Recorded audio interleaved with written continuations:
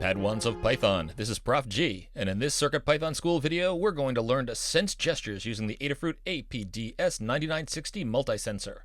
And we'll show versions of this code that work with the CircuitPython running CircuitPlayground series boards, the Raspberry Pi Pico series boards, and just about any CircuitPython board that has a STEMMA-QT port. And along the way, we'll find out that our Python code can detect a Jedi in our microcontroller. These aren't the droids you're looking for. So let's make something awesome.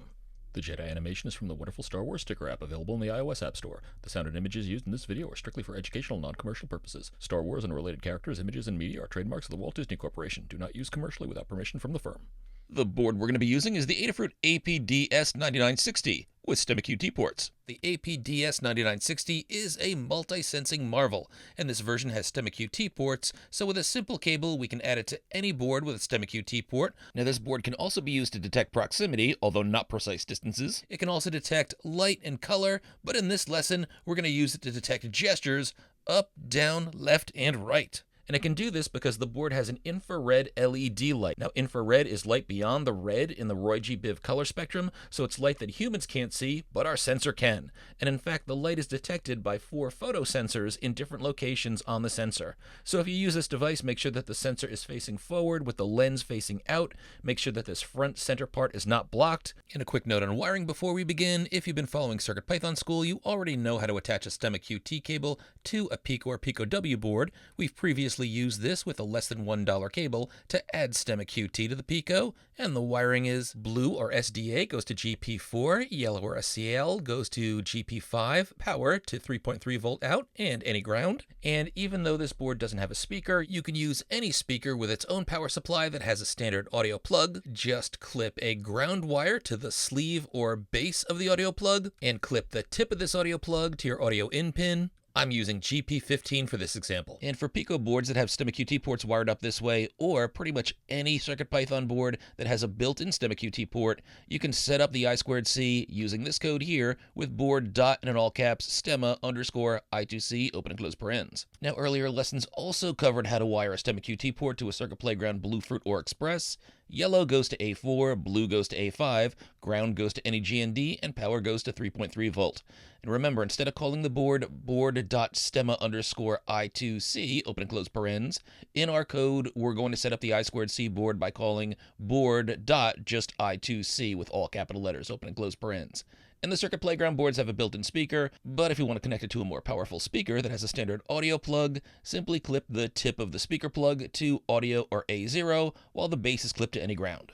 Now if you have a different board with different pinouts, just make sure that you update the code accordingly. So here's how we detect gestures with the APDS9960. CircuitPython libraries allow for the detection of moving a hand a couple of inches above the sensor, and the sensor can detect left, right, up, and down motions. So to use the sensor, first import APDS9960 from Adafruit_APDS9960.APDS9960. That sounds a bit redundant, but that's what we need for the code that we're writing. Now, as mentioned in earlier videos, this board communicates with our microcontroller using a communication mechanism called I2C, or I2C. And this is also the communication mechanism used by the STEMMA-QT connector standard. And in earlier lessons, we learned that when using the STEMMA-QT wiring that we just showed, we set up our connection as a standard I2C object like this, and this code also works on any board with a built-in STEMMA-QT port. Now, if you're using a CircuitPlayground series board, use this line here with the setup as board.I2C, all caps, open and close parens. Then use the I2C object that you just created to create an APDS9960 object. I'm going to call mine multi_sensor since I prefer my variables to have understandable names, not Elon Musk baby names. Then with the multi-sensor setup, you have to set both the enable_proximity and enable_gesture properties to true. If you forget to set the proximity property, you're not going to crash, but your code won't work. Then to get the sensor reading, just check the multi-sensor's .gesture open and close paren method. You don't have to pass anything between the parens. And this should return one of 4 integers, 1, 2, 3, 4, for detecting up, down, left, and right respectively. And now you should know enough to make this work, so why don't we start off with a challenge and then I'll show you a solution. So this is the Jedi Mind Tricks Challenge, and my students will use the famous clips from Star Wars where Obi-Wan Kenobi waves a hand in front of stormtroopers to avoid the confiscation of our favorite droids. My students have the sound file for the lesson in the Jedi folder at bit.ly/CircuitPython-School-Files. You can download whatever files you want to use on the internet. Make sure you're using them for non-commercial purposes though. And to complete the challenge, set up the APDS9960 sensor to detect gestures, and if a left gesture is detected, play not the droids.wave, and if a right gesture is detected, play noid.wave.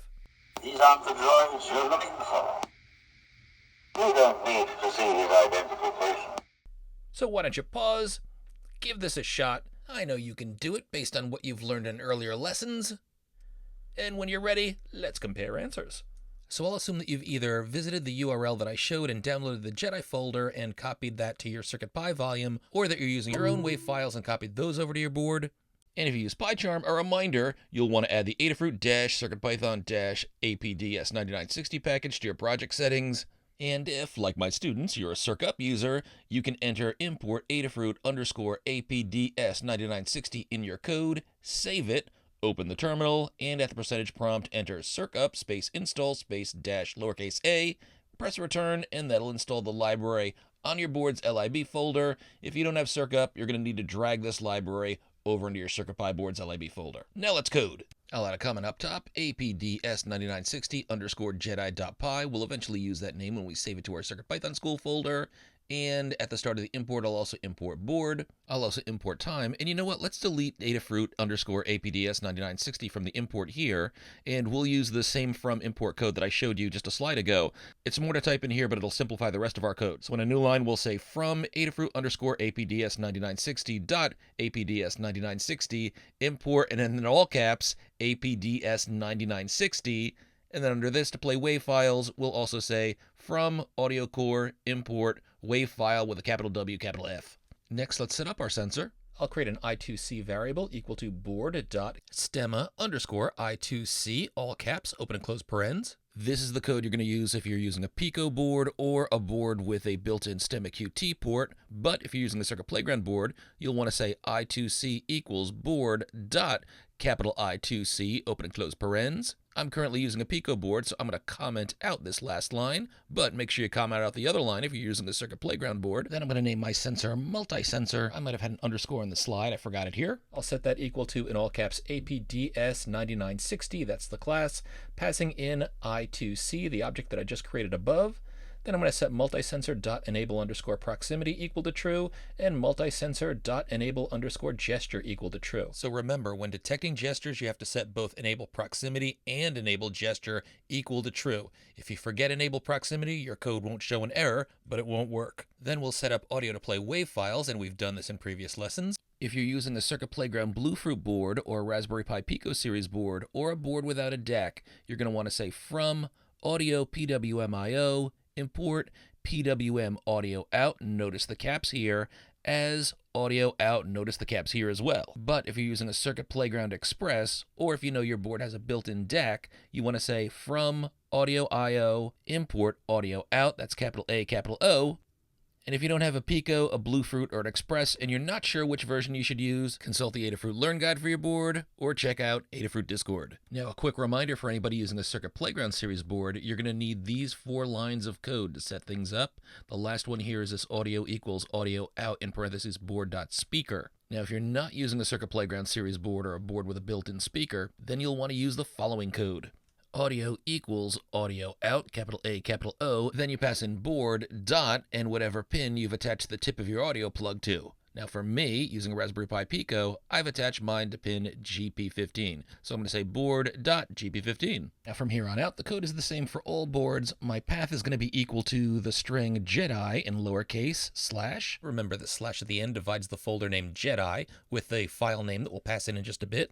This assumes that you downloaded the Jedi folder that I mentioned earlier in the lesson and copied it to your CircuitPy volume, and you can use other sounds too, but just make sure that you change the folder and file names if you need to. Then we're going to use the play sound function that we've set up and used in lots of other CircuitPython School videos, so we'll define that def play_sound, passing in file name, with open, and in parentheses that's path plus file name, comma, in double quotes RB. We're going to read in the binary first, close parens, as wave underscore file, colon. Then we'll create a variable to hold the wave converted data. We'll call that wave, set that equal to wave file, that's capital W, capital F, and in parentheses pass in the wave underscore file we just created above.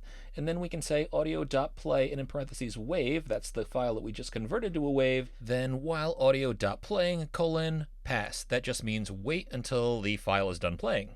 So most of this is setup that we've seen before, and our while true loop is going to be really easy. First, we just get the multi-sensor's gesture value, so we'll put that in a variable called gesture, set that equal to multi_sensor.gesture, open and close parens, and then we'll say if gesture equals 3, colon, that means we've swiped left, we'll print left, and we'll play underscore sound, not dash the dash droids.wave. Then shift tab to outdent to where the if is. Then if the gesture equals 4, colon, we'll print right, and we'll play sound no-id.wave. And I like to put a print statement before while true, so I'm going to say print Jedi code running. Then I'll open the terminal, get into TO, save our code. We can see our code is running because of the print statement. And let's try our Jedi mind trick. Swipe left. These aren't the droids you're looking for. Ho-ho, there's Obi-Wan! You don't need to see his identification. There's a Jedi in my microcontroller. You don't need to see his identification. 2 rights in a row, let's swipe left. These aren't the droids you're looking for. Nice work, CircuitPythonista. You are now Jedis of the APDS9960. And I'll copy my comment up here and save this to my CircuitPython School folder as APDS9960_Jedi.py. And I'll close that outermost tab. So excellent work, Python Padawan, getting the APDS9960 multi-sensor working on recognizing gestures. And remember, everyday low-cost sensors aren't perfectly reliable, as you've probably seen in any public restroom, if you couldn't conjure a paper towel or get faucets to grant water when you wanted them to. But I think your Python-powered Jedi mind tricks are awesome. That's quite a skill. If you thought this was useful, why don't you offer a gesture of your own by dropping a thumbs up down below, offer a comment, or post something on the socials. You might be selected for one of the ultra-cool Happy Gear laptop stickers. Until then, continue to hack.